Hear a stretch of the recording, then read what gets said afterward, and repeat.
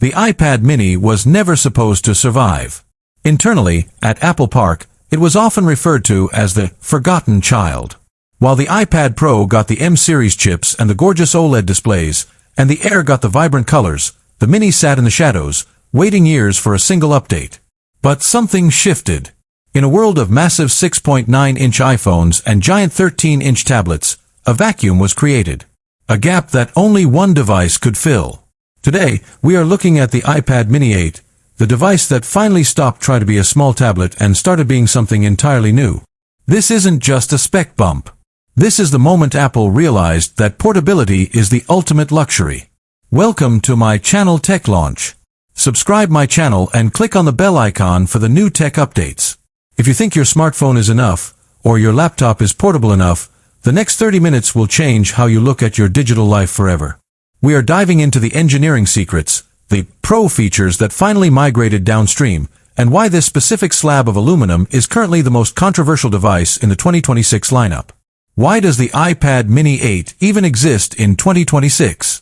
To understand that, you have to understand the failure of the foldable phone. For years, the industry told us that the future was a phone that unfolded into a tablet.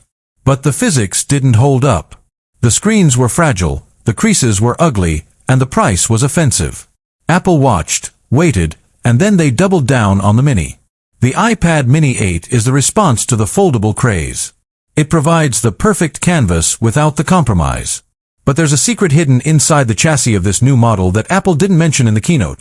A cooling system borrowed directly from the MacBook Pro line that allows the new A-series silicon to run at clock speeds we've never seen in a handheld device. Let's talk about that display. For years, the biggest complaint about the Mini was the jelly scrolling and the lack of promotion. With the Mini 8, Apple has finally delivered a tandem OLED panel, similar to what we saw in the M4 Pro series, but miniaturized. We are talking about 1,600 nits of peak brightness in a device that fits in your jacket pocket. But here is the hook. The refresh rate isn't just 120 Hz. It's a dynamic LTPO panel that can drop down to 1 Hz. When you're reading a book on the Kindle app, the battery draw is almost zero.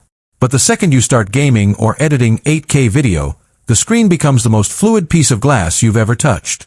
Why does this matter? Because for the first time, the Mini isn't the budget option. It's the enthusiast option. There is a psychological phenomenon called frictionless computing. It's the idea that the more steps it takes to start a task, the less likely you are to do it. The iPad mini 8 is the king of frictionless tech.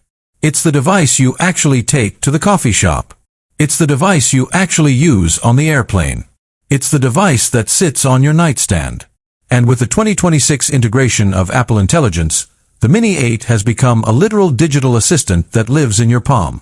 The new Personal Context engine allows the Mini to scan your emails, your calendar, and your messages to create a daily brief that feels like it was written by a human.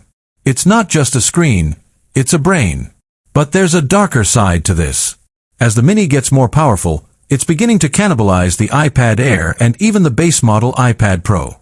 Why would anyone buy an 11-inch Pro when the Mini 8 offers the same A19 Pro chip, the same OLED technology, and better portability for $300 less? The answer lies in the